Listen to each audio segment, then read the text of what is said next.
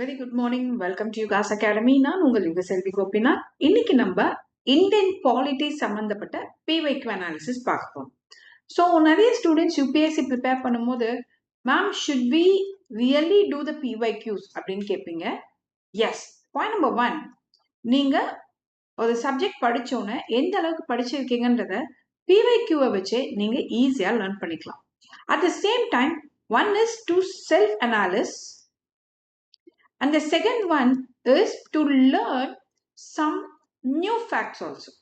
So PYQ analysis பண்றதுனால இந்த ரெண்டு அட்வான்டேஜ்மே உண்டு. ஓகேங்களா? ஸோ நிறைய ஸ்டூடெண்ட்ஸ் என்கிட்ட ரெக்வஸ்ட் பண்ண ரீசன்னால இன்னைக்கு நான் உங்களுக்கு PYQ analysis of 10 years நான் உங்களுக்கு டீகோட் பண்ணி கொடுக்குறேன். சரிங்களா? So this is all about Indian polity and myself, Yugaselvi Gopinath, educator from some of the top academies previously, now with Yugas Academy. ஓகேங்களா? ஸோ இதில் ஆக்சுவலி உங்களுக்கு என்ன டாபிக் நம்ம பார்க்க போறோம்னா பொலிட்டிக்கல் தியரி அண்ட் கான்ஸ்டிடியூஷனலிசம். இந்த ரெண்டு பர்டிகுலர் டாபிக் மட்டுமே வச்சு நமக்கு லாஸ்ட் 10 இயர்ஸ்ல எத்தனை கொஸ்டின்ஸ் கேட்டிருக்காங்கன்னு பார்க்கலாம்.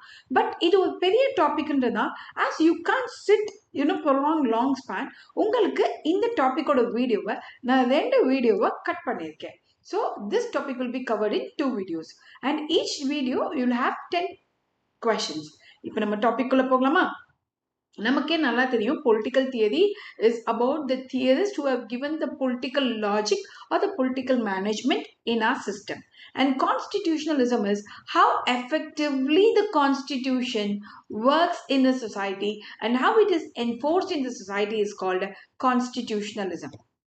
இப்போ அதை பேஸ் பண்ணி பார்ட் 1. சரிங்களா? ஃபர்ஸ்ட் கொஸ்டின் பார்க்கலாம். இது 2023ல கேட்ட question. In essence, what does due process of law means? பொதுவாகவே இந்த டியூ ப்ராசஸ் ஆஃப் லா அப்படின்ற வேர்டை பார்த்தாலே நம்ம ஈஸியாக கெஸ் பண்ணிடலாம். It is something related to ஈக்குவாலிட்டின்ட்டு. Because due process of law அப்படின்றது ஆக்சுவலி எங்கேருந்து நம்ம டிரைவ் பண்ணியிருப்போம்னா யூஎஸ் பார்த்து நம்ம டிரைவ் பண்ணியிருப்போம். இது நம்ம கான்ஸ்டியூஷன்ல ஸ்பெசிஃபை ஆயிருக்கான்னு கேட்டால் it's not in the constitution. ஆனா it is the principle use in the constitution. சரிங்களா? சரி, இந்த வேர்ட் எதுக்கு மேட்ச் ஆகுதுன்னு பார்ப்போம். Principle of natural justice, procedure established by law, fair application of law, equality before law. So we all know that procedure established by law வினுடைய additional value தான் நமக்கு due process of law. அப்ப கண்டிப்பா B answer இருக்க வாய்ப்பு இல்லை. And equality before லாவோட பேஸே வந்து பாத்தீங்கன்னா procedure established by law, that is rule of லாவை அடிப்படையாக வச்சிருக்கக்கூடியது.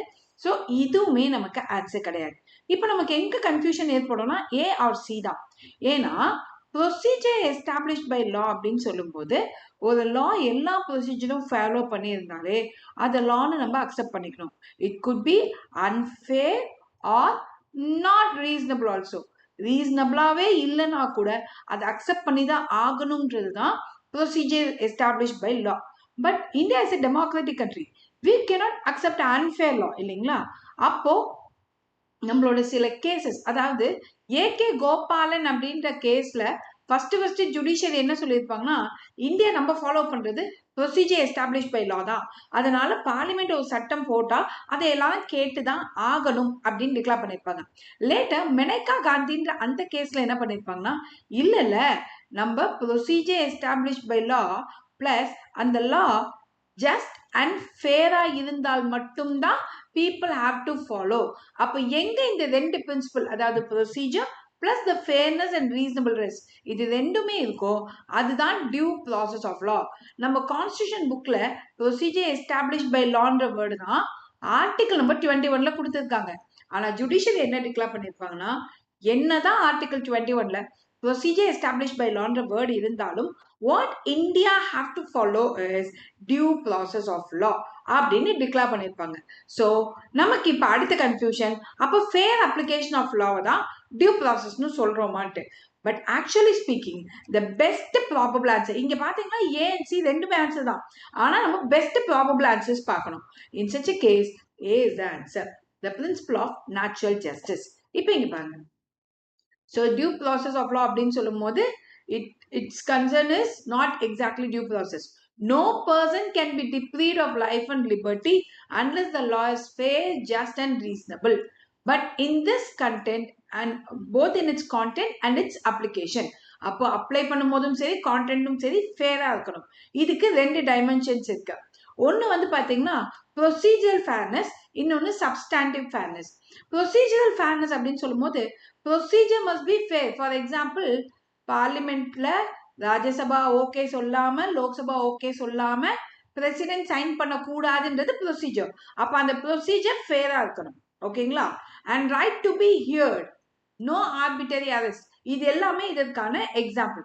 ஃபார் எக்ஸாம்பிள், ஒரு லா குற்றவாளிக்கு கூட ஒரு பொசிஷன் கொடுக்கணும் பேச, அண்ட் சட்டமின்றி தேவையில்லாம யாரையும் அரெஸ்ட் பண்ணக்கூடாது அப்படின்றது எல்லாமே ஒரு ப்ரொசீஜர் மூலமா கிரியேட் பண்ண லாவின் வழியா நமக்கு கிடைச்ச ரைட்ஸ். அதே மாதிரி சப்ஸ்டாண்டிவ் ஃபேர்னஸ்னு சொல்லும் போது the law is itself should be fair and not arbitrary. For example, நம்ம பேசக்கூடாது, நம்ம வந்து எதையும் திங்க் பண்ணக்கூடாதுன்றதுக்கெல்லாம் சட்டங்கள் போட்டா அது ஃபேரான சட்டமா கிடையாது இல்லையா? அப்போ ஒரு சட்டம்ன்றது அடிப்படையாகவே நியாயமானதா இருக்கணும். The court can question if the law is unjust. அதுதான் நம்ம ஜுடிஷியல் ரிவ்யூ அப்படின்ற பாயிண்ட்டை கொடுத்து வச்சிருக்கோம். இப்போ இதுல நேச்சுரல் ஜஸ்டிஸ் எப்படி மேம் கனெக்டட்? அப்ப அது ஃபேர்னஸ்க்கு தானே மேட்ச் ஆகுது, ஃபேர் அப்ளிகேஷன் ஆஃப் லான்ற வேர்டுக்கு தானே இது மேட்ச் ஆகுது அப்படின்னு நமக்கு தோணும். பட் இப்போ பாருங்க, why natural justice is the best answer. Natural justice include principles like, அப்போ நேச்சுரல் ஜஸ்டிஸ்ன்ற வார்த்தையில என்னென்ன பிரின்சிபல் சேர்த்துருக்கோம் பாருங்க. ஆடி ஆல்ட்ரம் பேட்ரம் அப்படின்னு சொல்லுவோம். இது என்னன்னா ஹியர் த அதர் சைட், எதிர்கட்சிக்கும் பேச வாய்ப்பளிப்பதுதான் நேச்சுரல் ஜஸ்டிஸ். அப்போ ஒரு சட்டம் ஒரு தரபட்சமா இல்லாம 2 பேருக்குமே ஃபேரான டைம் பீரியட் கொடுக்கணும். நோ பயாஸ், இது நீமோ ஜுடெக்ஸ் இன் கௌசா சுவா அப்படின்வாங்க. இட் மீன்ஸ் அன்பயாஸ்டா இருக்கணும், யாருக்குமே ஒரு தரபட்சமாக தீர்ப்புகள் வரக்கூடாது. ஃபேர் அண்ட் ரீசனபிள், அப்ப அந்த சட்டம் ஃபேராகவும் ரீசனபிளாகவும் இருக்கணும். These principles fully capture both the procedure as well as substantive fairness. அப்போ நேச்சுரல் ஜஸ்டிஸ்ன்ற வார்த்தை ஃபேர்னஸ் மட்டும் சொல்லாம ப்ரொசீஜரும் சரியா இருக்கணும், ஃபேராகவும் இருக்கணும் சட்டம்னு 2 பிரின்சிபலையும் சேர்த்து சொல்லுது. அப்போ இதுதானே best for due process of law. ஏன்னா இப்போ நான் ப்ரொசீஜர் எஸ்டாப்ளிஷ் பை லா எடுத்தா இது கரெக்ட் ஆகும், வெறும் ஃபேர் அப்ளிகேஷன் ஆஃப் லான்னு எடுத்தா இந்த பாயிண்ட் மட்டும் தான் மேட்ச் ஆகுது. இது ரெண்டுமே சேர்ந்து இருக்கிறது தான் due process of law.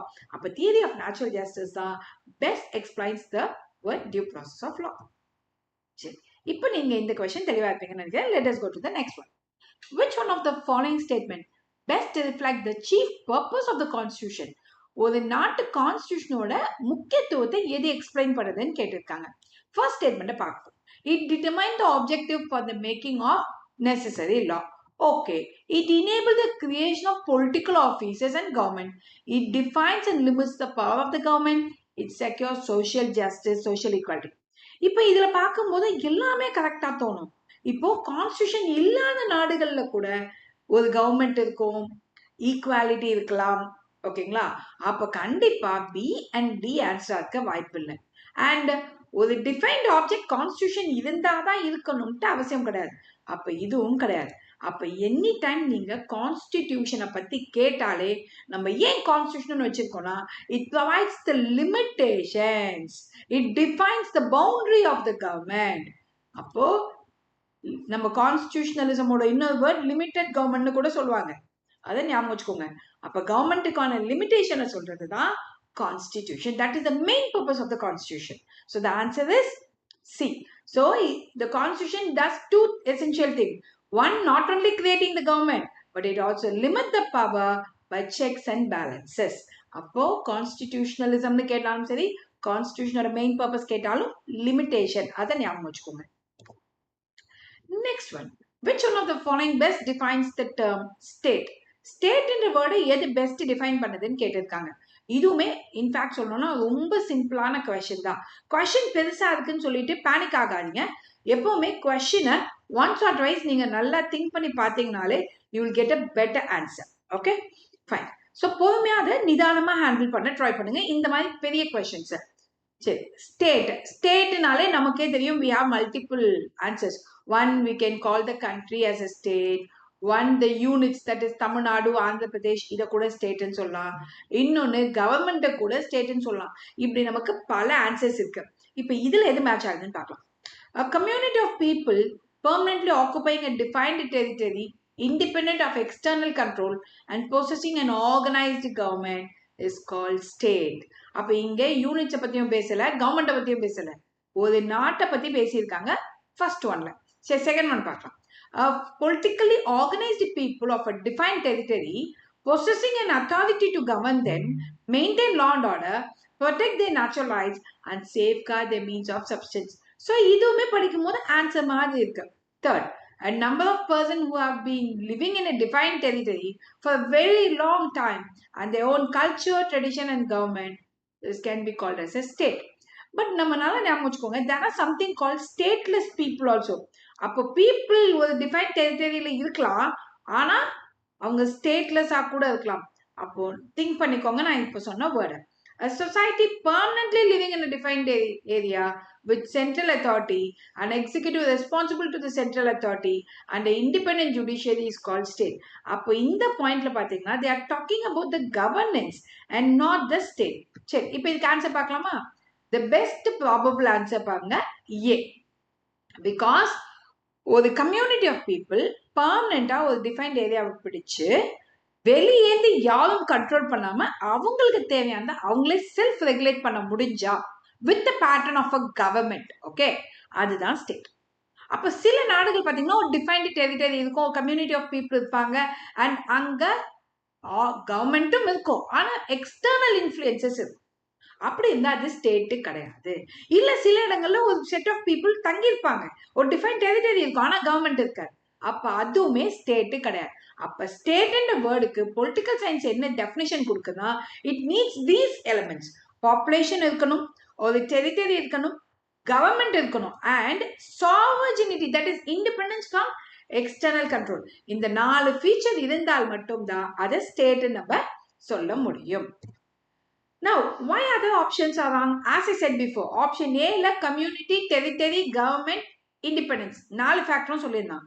ஆனா ஆப்ஷன் C ல பாருங்க, people பத்தி, authority, law and order, rights பத்தி சொல்லியிருக்கான். பட் ஸ்டேட்டுக்கு அது கிடையாது. அடுத்ததுல people, territory, culture and tradition அதுவுமே கிடையாது. பிகாஸ் இது வந்து நேஷன் வேர்டுக்கு டெஃபினேஷனா இருக்கலாம், but not for a state. Many people have a confusion with nation and state. நேஷன்றது ஒரு set of territory, people and they will have a culture, அதை நேஷன் சொல்லுவோம். And territory, authority, executive, judiciary is a modern democratic government structure. நான் already சொன்ன மாதிரி it is not a definition for the state. அப்போ இந்த first option தான் நமக்கு பர்ஃபெக்டான மேட்ச். ஓகேங்களா? சரி, இப்போ நெக்ஸ்ட் கொஸ்டின் போலாமா? Which one of the following factor constitutes the best safeguard of liberty in a liberal democracy? ஒரு லிபரல் டெமோக்ரஸியில லிபர்ட்டிக்கு ரொம்ப சூட்டபிளான வேர்டை பத்தி கேட்டிருக்காங்க. ஸோ சூட்டபிளான வேர்டுன்னு சொல்லும் போது நம்ம ஃபர்ஸ்ட் வேர்டே எதை எடுத்திருக்கு? Committed judiciary. அப்போ ஜுடிஷியரி கமிட்டடா இருந்தா நமக்கு லிபர்ட்டி கரெக்டா இருக்குமா? சேஃப்கார்ட் பண்ணி கொடுப்பாங்களா? பார்க்கலாம். Centralisation of power, elected government, separation of power. இதுல டக்குன்னு பார்க்கும்போது ஃபர்ஸ்ட் ஆன்சரா போட்டுருவீங்க, ஏன்னா ஜுடிஷியரி தான் நமக்கு ரைட்ஸை சேஃப்கார்ட் பண்ணி கொடுக்காங்கன்னு. அது மட்டும் இருந்தா போதாது, அந்த ஜுடிஷியரிக்கான பவுண்டரி டிஃபைன் பண்ணியிருக்கணும். எக்ஸிக்யூட்டிவோட வேலை இது, லெஜிஸ்லேச்சர் வேலை இது, ஜுடிஷியரி வேலை இது. யாரும் யாரையும் டிபெண்ட் பண்ணக்கூடாதுன்ற சிஸ்டம் இருந்தால்தான் நமக்கு லிபர்ட்டியை சேஃப்கார்ட் பண்ணி கொடுக்க முடியும். அப்ப கண்டிப்பா separation of power should be the first concern to safeguard and protect our liberty. சரி, இப்போ இங்க பாருங்க. So separation of power according to Montesquieu, a committed judiciary sounds good but dangerous. Committed judiciary may be biased also, so they will not safeguard the liberty. And centralization of power automatically not, it's authoritarianism. Elected government mattume is not sufficient to prove our liberty, because even elected government can become tyrannical, so majoritarianism மாற வாய்ப்பு இருக்கு. In such a case நமக்கு liberty safeguard பண்ண SOP தான் கண்டிப்பா தேவை. சரி, இப்போ 5th கொஸ்டின் போகலாம். Constitutional government means, what is a constitutional government exactly talks about? A representative government of nation with a federal structure. Okay, ஒரு federal structure வேணும்னு கேக்குறாங்க. சரி, a government whose head enjoy nominal power. அப்போ constitutional government, again repeating, constitutional government, okay, a government who enjoy nominal power. So president பத்தி சொல்றாங்கன்னு வெச்சுப்போமே, a government who enjoys real power. Prime Minister. A government limited with the terms of constitution. So இந்த கொஸ்டினுக்கு கண்ணை மூடிட்டு நீங்க answer போடலாம் D. Because already நான் உங்களுக்கு சொல்லியிருக்கேன், கான்ஸ்டிடியூஷனலிசம், கான்ஸ்டிடியூஷனல் கவர்மெண்ட், இது எது கேட்டாலும் அங்க கவர்மெண்ட்டுக்கான லிமிடேஷன்ஸ் டிஃபைன்டா இருக்கும்ன்றதுதான் மீனிங். சரியா? ஸோ ஃபர்ஸ்ட் ஒன் பார்த்தீங்கன்னா representative with federal structure, it's not constitutional government. ரெண்டாவது யூகேல இருக்கக்கூடிய பார்லிமெண்டரி சிஸ்டம் பத்தி பேசிட்டு இருக்காங்க. மூணாவது யூஎஸ்ஏல இருக்கக்கூடிய presidential system, because real power will be in the hands of one person. நாலாவது லிமிட்டேஷன் பை த கான்ஸ்டிடியூஷன் தான் கான்ஸ்டிடியூஷனலிசம்கான மீனிங். சரி, இப்போ next question. A parliamentary system of government is one in which. So what is a parliamentary system? இப்போ அதே மாதிரி இன்னொன்னு சொல்ல ஞாபகம் வச்சுக்கோங்க. பார்லிமெண்டரி சிஸ்டம்னாலே அதுக்கு சர்டன் பிரின்சிபல்ஸ் இருக்கும். அதுல one principle is existence of two heads. That is prime minister, president, ரெண்டு ஹெட் கண்டிப்பா இருக்கணும் அப்படின்றது ஒன் ஆஃப் அ பிரின்சிபல். இது கூடவே இன்னொரு பிரின்சிபல் என்ன அப்படின்னு பாத்தீங்கன்னா ரொம்ப simple. Let me tell you, it is the executive responsible to the legislature. அதாவது அமைச்சர்கள், ministers, the answerable to the MPs அப்படின்றது இன்னொரு பிரின்சிபல். ஓகே, இப்போ இதை மைண்ட்ல வச்சுட்டு நம்ம ஆன்சர்ஸை பார்க்கலாமா? All political parties R represented இன் கவர்மெண்ட். கண்டிப்பா கவர்மெண்ட்ல எல்லா கட்சிகளும் இருக்க முடியாது. ஸோ ஆன்சர் ஒன் கிடையாது. A government is responsible to the parliament and can be removed by them. அப்போ government is responsible to the parliament னு சொல்லியிருக்காங்க. So let us have a hold. The government is elected by the people and can be removed by them. So people elect பண்றாங்க, but India is not a direct democracy. So மறுபடியும் peopleால remove பண்ண முடியாது. So government is chosen by the parliament but cannot be removed by it before completing the fixed term. அதுவும் தப்பு. Because ஒரு parliamentary சிஸ்டம்ல people elected representative நினைச்சா அந்த கவர்மெண்ட்டை எப்ப வேணாலும் ரிமூவ் பண்றதுக்கு ஃபீசிபிலிட்டி இருக்கும், ஃபிக்ஸ்டு டேர்ம் இருக்காது. அப்போ the best answer is A. So in the principle, the political, sorry, not A, B. In the principle, not A, B. Okay, the government is responsible to the parliament and can be removed by them in any way. For example, how the parliament can remove the government with the help of a no confidence motion. இல்லையா? So இந்த மாதிரி விஷயத்த நம்ம கான்செப்டுவலா புரிஞ்சுக்கணும். So UPSC is actually speaking is not a tough exam. How far you understand the concept, whether it's polity and in mains polity and governance, if you understand the concept very well, the topic is, to tell honestly, it's a very unique and a very easy topic. நீங்க ரொம்ப ஈஸியா, for example இப்போ நான் சொன்ன ரெண்டு principal ஞாபகம் வச்சுக்கிட்டீங்கன்னா ப்ரிலிம்ஸ்லயே answer போட்டலாம், மெயின்ஸ்லயே answer போட்டலாம். ஆன்சர் எழுத ஆரம்பிக்க சொன்னா கடற்கரை நீங்க எழுத ஆரம்பிச்சிடலாம். ஓகே, ஸோ உங்களுக்கு நிறைய மெயின்ஸ் கொஸ்டினும் நான் டீகோட் பண்ணி கொடுக்க போக போக நம்ம வெப்சைட் ஆப்ல கண்டிப்பா இருக்கும். அதையும் நீங்க பார்த்து நிறைய லேர்ன் பண்ணிக்கலாம். ஓகேங்களா? இல்ல மேம் நான் உங்ககிட்ட பாலிட்டி படிக்கணும்னாலும் பாலிட்டி மாடியூல் லான்ச் ஆகும். பாலிட்டி மாடியூல் மட்டும் கூட நீங்க ஜாயின் பண்ணிக்கலாம். ரெக்கார்டட் செஷன்ஸ் இருக்கும். அந்த ரெக்கார்டட் செஷன்ஸ் உங்களுக்கு அந்த கிளாஸ் வேலிடிட்டி இருக்க வரைக்கும் நீங்க எத்தனை வாட்டி வேணாலும் போட்டு கேட்டுக்கலாம். நோட்ஸ் அதில் அப்லோட் பண்ணிருப்போம், நீங்க டவுன்லோடும் பண்ணிக்கலாம். சரிங்களா? சரி, இப்போ இது பார்க்கலாமா? A government is responsible to the parliament and can be removed by it. நான் ஆல்ரெடி சொல்லிட்டேன், பார்லிமெண்டரி சிஸ்டமோட பெஸ்ட் பிரின்சிபிளே executive responsible to the legislature. உதாரணத்துக்கு நம்ம இந்தியால article 75 subclause 3 says that the council of ministers are collectively responsible to the Lok Sabha. அந்த லோக்சபாவோட confidence இருக்கிற வரைக்கும் அந்த மினிஸ்டர்ஸ் மேல கையை கூட வைக்க முடியாது. They enjoy the confidence of it. So அவங்களை ரிமூவ் பண்ணணும்னா we have to vote for no confidence principle, and this is the core principle of our constitution. The one common agreement between Gandhianism and Marxism. நிறைய பேருக்கு காந்தியனிசம்க்கும் மார்க்சிசம்க்குமே வித்தியாசமே அடிப்படையா தெரியாது. But இதை வச்சு நீங்க புரிஞ்சுக்க வாய்ப்பு இருக்கு. The final goal of a stateless society, class struggle, abolition of private property, economic determination. இதுல எது மேம் அப்படின்னு கேட்டீங்கன்னா இப்போ நீங்க புரிஞ்சுப்பீங்க. First, both Gandhianism and Marxism have a same ideology, that is stateless, classless, வித்தியாசம் இல்லாம ஒரு சொசைட்டி வேணும் அப்படின்றது ரெண்டு பேரோட ideology. காந்தியனிசம் envisages a stateless society based on non-violence, decentralization and moral value. So அமைதியை அடிப்படையா வச்சு. ஆனா மார்க்சிசம்ன்றது புரட்சி அடிப்படையா வச்சு, தட் இஸ் ரெவல்யூஷன். அதன் மூலமா கிளாஸ் டிஸ்டிங்ஷனை அபாலிஷ் பண்ணணும்ன்றது மார்க்சிசம். அப்போ the final goal of a stateless society அப்படின்றது தான் இவங்க ரெண்டு பேருக்கும், ஸ்டேட்லெஸ் அண்ட் கிளாஸ்லெஸ் சொசைட்டின்றது தான் ரெண்டு பேருமே காமனா இருக்கக்கூடிய ஒரு ஃபீச்சர். ஆனா ரெண்டு பேருமே நினைக்கிறது ஒண்ணு, ஆனா அவங்க எடுத்திருக்கக்கூடிய முறைகள் வித்தியாசப்படும். நெக்ஸ்ட், so மத்த ஆப்ஷன் ஏன் தப்புனா, second option talks about it is central to Marxism but it is not value for the Gandhianism. Third, abolition of private property ன்றது ட்ரூவா சொல்லணும்னா Gandhi did not abolish private property. அது கம்யூனிசம்க்கு மேட்ச் ஆகும். Economic determination, core Marxist idea, but Gandhi emphasized morality, spirituality and not economics alone. Okay, so economics அடிப்படையில மட்டும் ஸ்டேட்லெஸ்னஸ் அல்லது division அதாவது கம்மி பண்ணணும்னு காந்திஜி நினைக்கல, based on other factors also. Okay,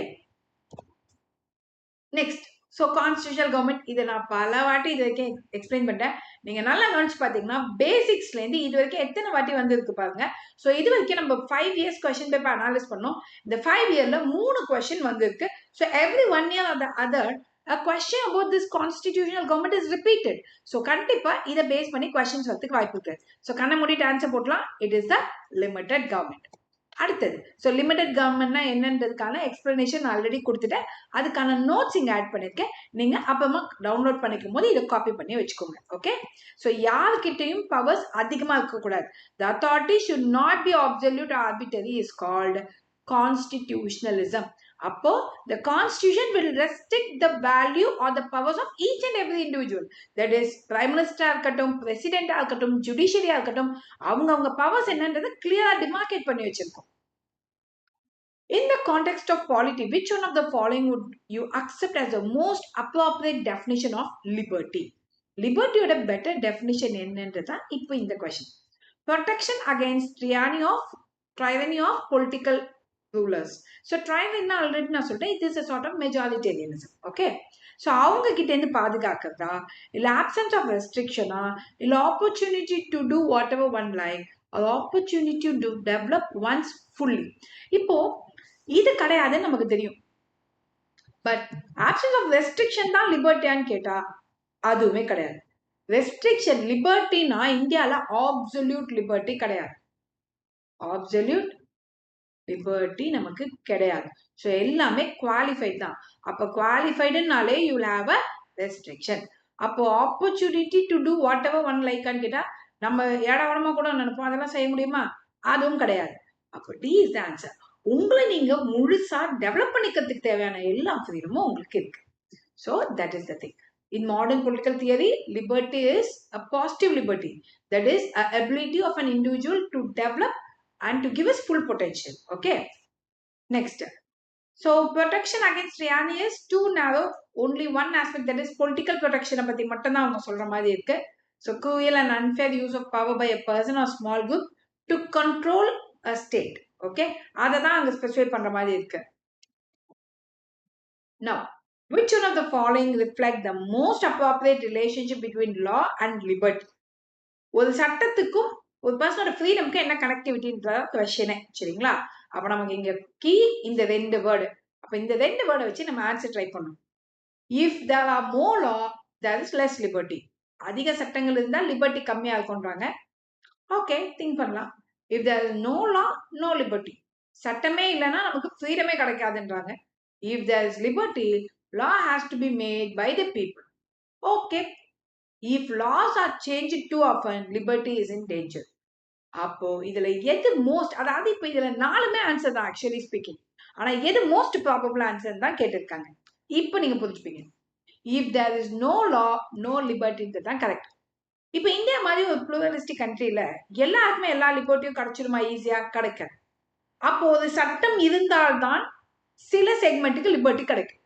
அப்போ if there is no law, there won't be liberty for a pluralistic society like India. அதை வச்சே திங்க் பண்ணுங்க. Without law, there could be chaos. Stronger individual will dominate the weaker. That is, அதாவது ஒரு dominative class will, dominative class in the sense, ஏதோ ஒரு checked வச்சுக்கோங்களேன், ஏதோ ஒரு dominative sect ஒரு வீக் செக்டை அபாலிஷ் பண்ண ட்ரை பண்ணுவாங்க, அல்லது எரோட் பண்ண ட்ரை பண்ணுவாங்க, அல்லது ஆர்பிட்டரியா பவர்ஸ் யூஸ் பண்ண ட்ரை பண்ணுவாங்க. No security, no real freedom. So absence of law leads to absence of liberty. அப்ப பெஸ்ட் ஆன்சர் இதுதான். சட்டம் இருந்தால்தான் ஃப்ரீடம் கிடைக்கும் அப்படின்றது. Okay, so I think now you are very clear with these 10 questions. இந்த 10 questions ஓட PDF இந்த வீடியோவோடய attach ஆயிருக்கும். நீங்க ஃபர்ஸ்ட் கிளாஸ் நல்லா இதை அண்டர்ஸ்டாண்ட் பண்ணிட்டு அதுக்கப்புறமா அதை நீங்க டவுன்லோட் பண்ணிக்கலாம். Okay, so thank you, have a great day. Political theory இன்னும் முடியல, அந்த டாபிக்ல இன்னும் 10 questions இருக்கு. அதை பார்ட் 2 வீடியோல நான் உங்களுக்கு கண்டினியூ பண்றேன். Have a great day. Bye bye.